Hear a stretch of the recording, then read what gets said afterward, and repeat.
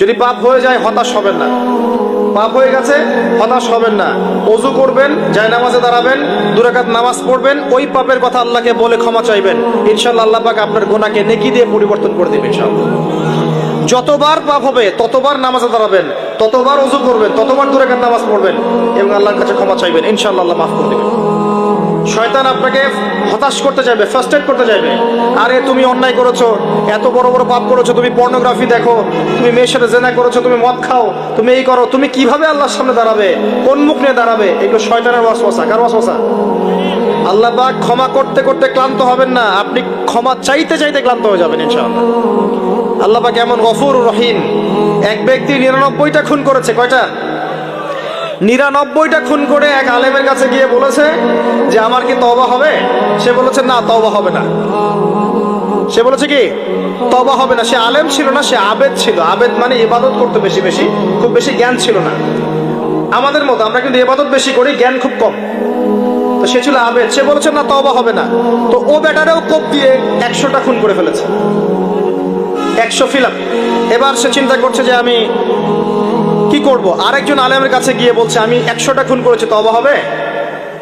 তো এই আলেম সত্যিকারের আলেম ছিলেন, তিনি বললেন হ্যাঁ তওবা হবে, তুমি ইস্তেগফার করো এবং এই এলাকা থেকে চলে যাও, অন্য এলাকায় গিয়ে থাকো, অন্য একটা এলাকায় গিয়ে থাকো, এখানে তোমার স্মৃতি জড়িত আছে, অন্য জায়গায় হিজরত করে গিয়ে থাকো।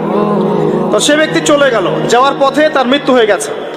আল্লাহ পাকের ফেরেশতা চলে এসেছে, আযাবের ফেরেশতা এবং জান্নাতের ফেরেশতা, তারা নিজেদের মধ্যে এখন তর্ক করছে কে রূহটা নেবে, আত্মাটা কে নেবে। ওই যে রূহ কাকে বলে, সায়েন্সকে জিজ্ঞাসা করেন, সায়েন্সের প্যান্ট খারাপ হয়ে যাবে, রূহ কাকে বলে উত্তর দিতে গিয়ে।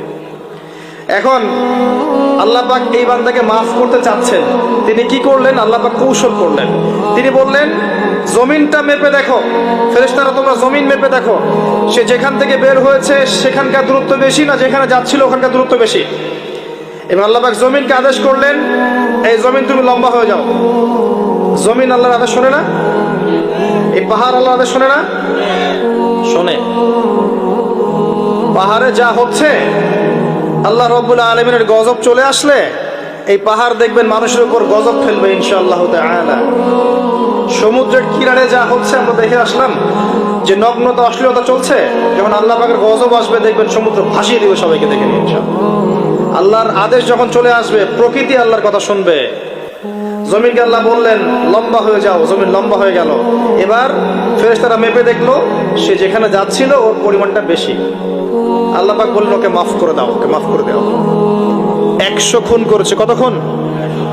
এটা বলে আপনাকে আমি খুন করতে উৎসাহিত করছি না, কথা কি বুঝতে পারছেন? আমি আপনাকে খুন করতে উৎসাহিত করছি না, আমি বলছি আল্লাহ পাকের দয়া এত প্রশস্ত যে আপনি পাপ করলে হতাশ হবেন না, হতাশ হয়ে যাবেন না। এমন অনেক পাপ করে ফেলেছে আল্লাহ মাফ করবেন না, এমন চিন্তা করবেন না। قل يا عبادي الذين أسرفوا على أنفسهم لا تقنطوا من رحمة الله،